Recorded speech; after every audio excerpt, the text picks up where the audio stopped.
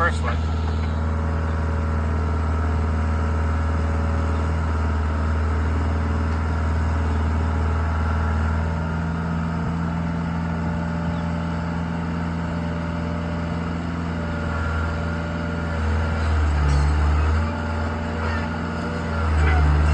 Point of all this, Kevin has one of those belt-safe caves on it. It's got a home built cave. It works, but that's got all the proper parts.